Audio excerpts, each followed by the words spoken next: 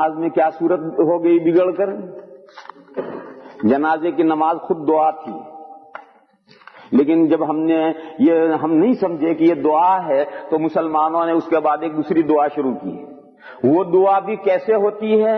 ایک مجمع کھڑا ہے، امام صاحب زور سے جہرن دعا کرتے ہیں اور انہوں نے قرآن کریم کے سارے ربنا یاد کر رکھے ہیں، اور امام صاحب بھی سمجھتے نہیں ہیں کہ میں کیا مانگ رہا ہے، اور جب تک وہ سارے ربنا ختم نہیں ہوں گے سب ہاتھ نہیں پھرے گا، اور سب لوگ آمین کہاں کہیں گے؟ جہاں امام صاحب کا سانس ٹوٹا، چاہے موقع ہو یا نہ موقع ہو، بس وہاں سب جگہ آمین کہیں گے۔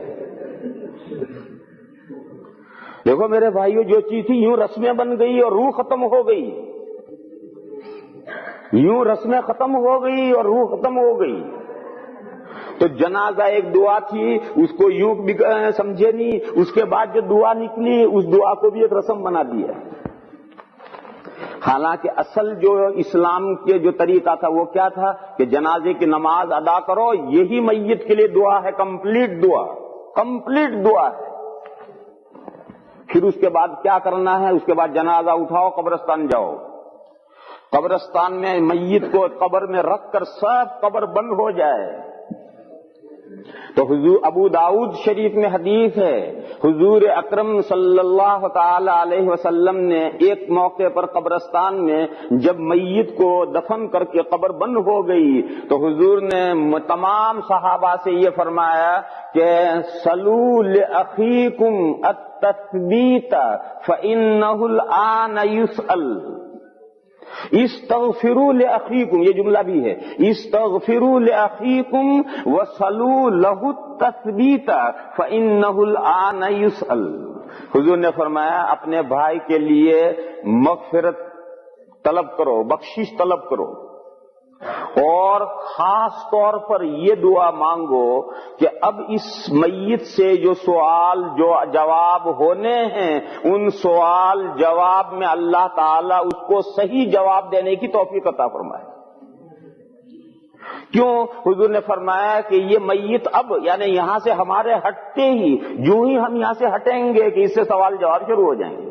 فَإِنَّهُ الْآنَ يُسْأَلُ، اس میت سے بس ابھی سوال جواب شروع ہونے ہیں۔ لہذا حضور نے فرمایا کہ دو دعائیں کرو، ایک تو اپنے بھائی کے لیے گناہ کی بخشش طلب کرو، استغفروا لأخیکم، اپنے بھائی کے لیے دعائے مغفرت کرو،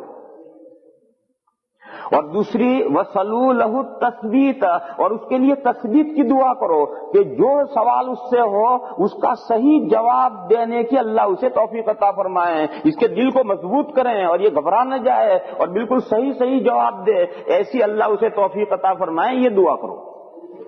یہ حاضرین سے کہنے کا کیا مطلب؟ یہ بہت چھوٹا سا پوائنٹ ہے، اس پر غور فرمائیں، آپ حضرات بہت سمجھدار حضرات ہیں، ایک چھوٹا سا پوائنٹ ہے، اس پر غور فرمائیں۔ حضور نے حاضرین میں اعلان کیا، اس اعلان کا کیا مطلب؟ اس اعلان کا مطلب یہ ہے کہ ہر آدمی اپنے دل میں دعا کرے گا،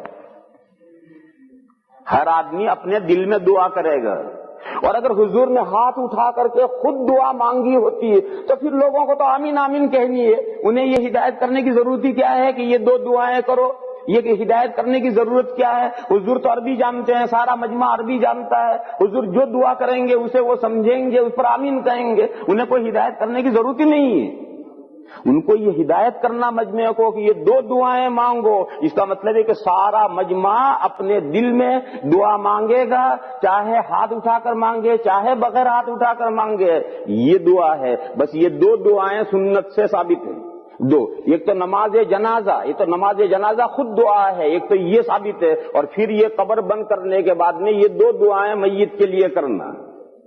اس کے بیچ میں جتنی دعائیں بڑھا دی وہ ہم لوگوں نے بڑھا دی کہ جنازے کے بعد فوراً ایک دعا اور بڑھا دی، پھر بعض لوگوں نے کہا کہ نہیں یہ کافی نہیں ہوئی، پھر میت دفن کرنے کے بعد پھر سارا مجمع پھر وہاں بھی وہ ہاتھ اٹھا کر دعا ہے، اور ایک آدمی کچھ عربی دعائیں پڑھ رہا ہے، وہ کیا پڑھ رہا ہے وہ بھی نہیں جانتا، مجمع بھی نہیں جانتا۔ جب میت کو دفن کرنے کے بعد قبر بند کرنے کے بعد ہم لوگ دعائیں مانگتے ہیں تو دعا مانگنے والا بھی نہیں سمجھتا کہ میں کیا دعا مانگتا ہوں، اور سننے والے بھی نہیں سمجھتے کہ کیا دعا مانگی جا رہی ہے، بس وہ سارے دعا قرآن و حدیث کے ربنا یاد کر رکھے ہیں، وہ سارے پورے ہو جائیں گے وہاں تک دعا مانگنی۔ پھر کچھ لوگوں نے ایک دعا اور بڑھائی کہ جب وہاں سے قبر سے ہٹو تو قبرستان کے دروازے پر جا کر 40 قدم ہٹ کر قبرستان کے دروازے پر رک کر پھر دعا مانگو. تو ایک دعا اور ہمارے ہندوستان پاکستان میں مانگی جاتی ہے قبر سے 40 قدم ہٹ کر کے قبرستان کے دروازے پر. پھر کچھ لوگوں نے ایک دعا اور بڑھائی کہ پھر سب میت کے گھر پہنچو اور میت کے گھر پہنچ کر دعا مانگ کر پھر اپنے اپنے گھر جاؤ. یہ اتنی ساری دعائیں لوگوں نے بڑھا ڈالی اور نتیجہ کچھ نہیں. کیونکہ وہاں جو دعا ہے وہ بھی عربی میں جسے کوئی نہیں سمجھا, پھر اس کے بعد دعا وہ بھی عربی میں جسے کوئی نہیں سمجھا, یہاں دعا یہ بھی عربی میں جسے کوئی نہیں سمجھا, یہ دعا یہ بھی عربی میں جسے کوئی نہیں سمجھا, اور وہاں جا کر دعا وہ بھی عربی میں جسے کوئی نہیں سمجھا. مانگی تو کسی نے دعا ہے ہی نہیں. میرے بھائیو, دعا وہ ہے جو آپ سچے دل سے ایک مرتبہ اپنی زبان میں اللہ سے کہنے کہ میرے مولا یہ میرے میت ہے, اس کو بخش دیجیے, اس گنہگار کو بخش دیں. بس اتنا جملہ آپ اپنے سچے دل سے کہتے ہیں, بس یہ ہے دعا. لمبی چوڑی دعا کی ضرورت نہیں ہے, آپ کے سچے دل سے یہ دعا نکلنی چاہیے کہ خدا اس میت کو بخش دے. حدیث شریف میں سرکار دو عالم صلی اللہ تعالی علیہ وسلم کا ارشاد ہے کہ جس میت کی نماز جنازہ 3 صفحے پڑھیں اور وہ سچے دل سے میت کے لیے سفارش کریں, گناہوں کی بخشش مانگیں, تو اللہ اس کی بخشش فرما دیں گے. ایک حدیث تو یہ ہے کہ 3 صفحے. ایک دوسری حدیث شریف کے الفاظ یہ ہیں کہ جس میت کا جنازہ 100 آدمی یا زیادہ جنازہ پڑھیں اور اس کے لیے سچے دل سے سفارش کریں اللہ سے کہ خدایا اس میت کو بخش دیجیے, تو اللہ اسے بخش دے. سچے دل سے سفارش, جھوٹے دل سے نہیں. یہ جو 3 صفحے اور 100 یا زیادہ آدمی, دونوں حدیثوں کا ایک مطلب ہے, کیونکہ عام طور پر 3 صفوں میں 100 آدمی ہوتے ہیں, ان کی 3 صفحیں بنتی. اور ہمارے گجراتی بھائیوں نے جو ایکی بیکی کا مسئلہ نکالا ہے, پتہ نہیں یہاں کینیڈا میں ایکی بیکی کا مسئلہ ہے یا نہیں, برطانیہ میں برٹش میں تو یہ بہت ایکی بیکی کا مسئلہ چلا ہوا ہے گجراتیوں میں کہ تمام صفحیں اوڈ ہونی چاہیے, طاق صفحیں ہونی چاہیے, کہ 3 صفحیں ہوں یا 5 ہوں یا 7 ہوں یا 11 ہوں یا 13 ہوں. 12 صفحیں ہوں گی تو کہتے نہیں 13 کرو. یہ جو ایکی بیکی کا مسئلہ ہمارے گجراتی بھائیوں نے نکالا ہے, یہ اس حدیث شریف سے نکالا ہے. حالانکہ اس حدیث شریف کا یہ مطلب ہے ہی نہیں. 3 صفوں کا مطلب ہے اچھی خاصی تعداد, جس کا دوسری حدیث میں ذکر آیا کہ 100 یا زیادہ آدمی. یہ مطلب ہے ان 3 کا, 3 صفوں کا. اور تھوڑے ہوں, مثلا 15 آدمی ہوں, 15 ہوں, تب بھی 3 صفحے تو بنانی چاہیے. اور یہ 3 صفحے کیوں بنانی ہے؟ اس حدیث شریف کے جو راوی صحابی ہیں وہ صحابی ایسا کرتے تھے کہ اگر کسی جنازے میں جنازہ پڑھنے والے کم ہوتے تھے تب بھی ان کو 3 صفحے بناتے تھے اور اللہ کے فضل سے امید باندھتے تھے کہ اللہ بخش دیں. تو 3 تک تو ٹھیک ہے, لیکن 3 سے آگے جتنی بھی صفحے ہو جائیں پھر ایکی بیکی اوڈ کا کوئی مسئلہ نہیں. 10 ہو جائے تو کیا ہے, 11 ہو جائے تو کیا ہے, 12 ہو جائے تو کیا ہے, 13 ہو جائے تو کیا ہے, 14 ہو جائے تو کیا ہے, آگے ایکی بیکی کا کوئی مسئلہ نہیں ہے. اور پورے دنیا میں کہیں بھی مسلمانوں میں ایکی بیکی اور یہ اوڈ کا مسئلہ نہیں چلتا, یہ ہمارے گجراتی بھائیوں میں ہی چلتا ہے. اور بعض گجراتی کتابوں میں یہ مسئلہ لکھ دیا گیا ہے. تو اس لیے اچھی طرح سے اس مسئلے کو سمجھ لو کہ دین اور شریعت وہ ہے جو ساری دنیا میں ہے, صرف گجرات میں ہے وہ دین اور شریعت نہیں. دیکھو یہ قاعدہ کلیہ سمجھاؤں, لیکن اس قاعدے کلیے کو جاری کرتے ہوئے ذرا سوچ سمجھ کر جاری کیجیے, اس لیے کہ تمام قاعدے کلیے اندھے کی لاٹھی ہوتے ہیں. اندھا لاٹھی لے کر چلتا ہے, وہ لاٹھی کہاں گرے اللہ جانے کہاں گرے. یہ قاعدہ کلیہ سمجھاؤں. وہ عمل جو ساری دنیا کے مسلمان کرتے ہیں وہ عمل شرعی ہے اور سنت ہے اور اسلامی عمل ہے.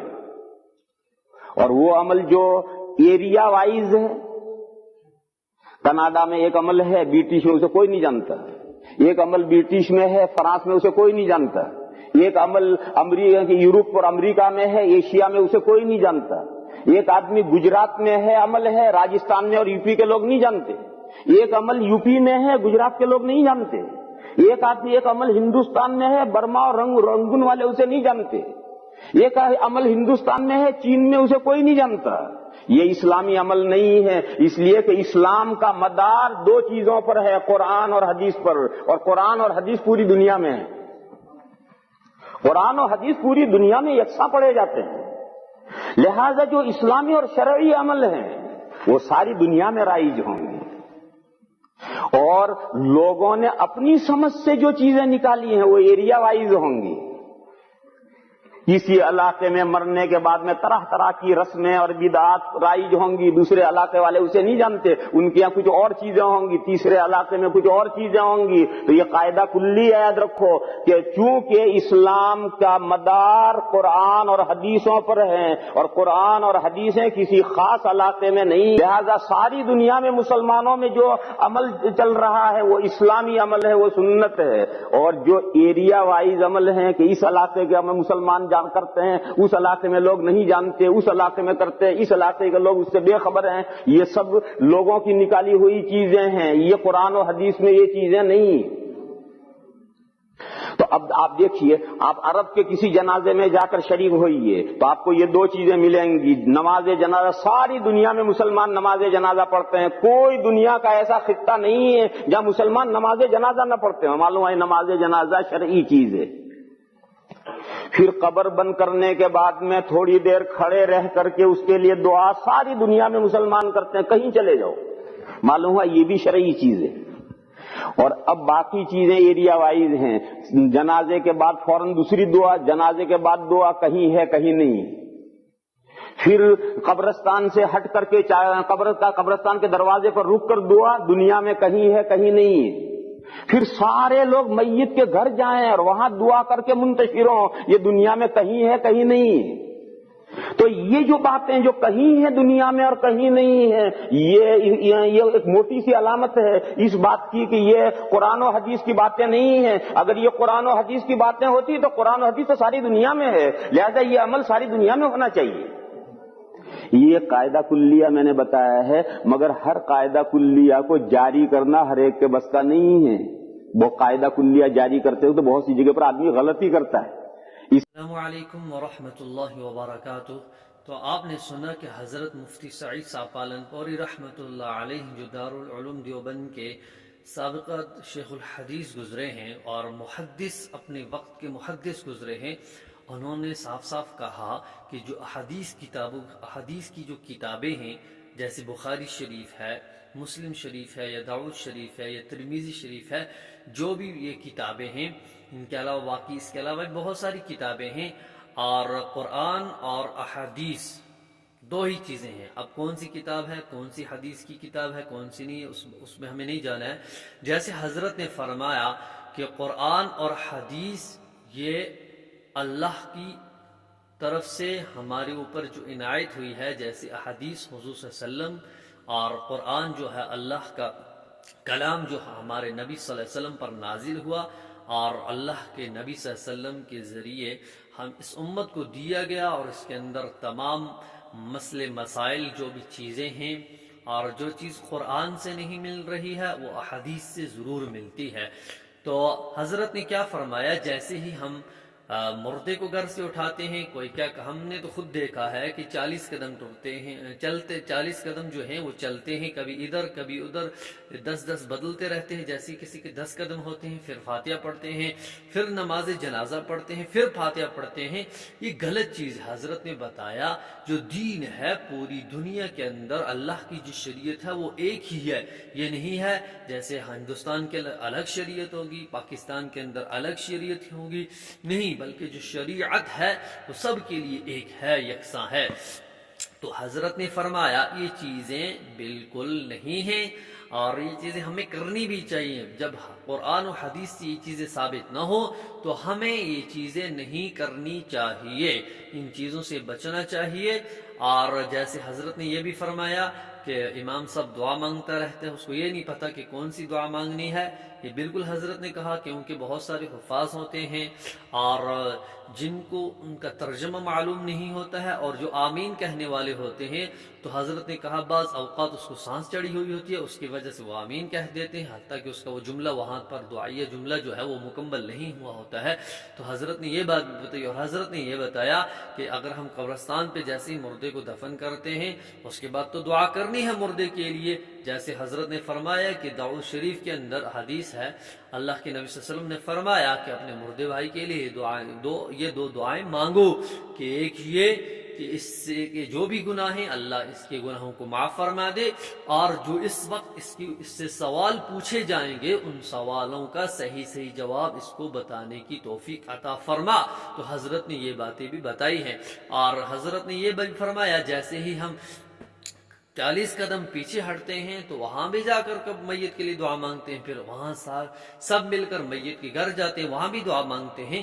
یہ چیزیں شریعت کے اندر نہیں ہیں، اس لیے ہمیں سمجھنا ہے صحیح جیسے ہے قرآن کے اندر ہے اہدنا الصراط المستقیم کی، یا اللہ سیدھا راستہ دکھا، یا اللہ ہم کو سیدھا راستہ دکھا۔ تو اس لیے اس ویڈیو کو زیادہ سے زیادہ لوگوں تک شیئر کیجئے تاکہ سب کو پتہ چلے کہ صحیح چیز کیا ہے، اور وہ جو بدعات اور خلافات کے اندر لگے ہوئے ہیں تاکہ وہ ان چیزوں سے بچیں، اور صحیح معنی میں شریعت اور دین کو جانے کہ بھئی دین کس چیز کا نام ہے، شریعت ہے کیا، اور شریعت ہم سے کیا مطالبہ کرتی ہے کہ جب ہمیں ایسا وقت آ جائے، کیونکہ جو موت ہے یہ ہر ایک کے گھر آنی ہے، ہر ایک کو اس دنیا سے جانا ہے، تو اس لیے اس ویڈیو کو ہر ایک تک پہنچائیے تاکہ وہ اس ویڈیو کو زیادہ سے زیادہ آگے لوگوں تک شیئر کریں تاکہ سب کو پتہ چلے کہ صحیح بات کیا ہے۔ السلام علیکم ورحمۃ اللہ۔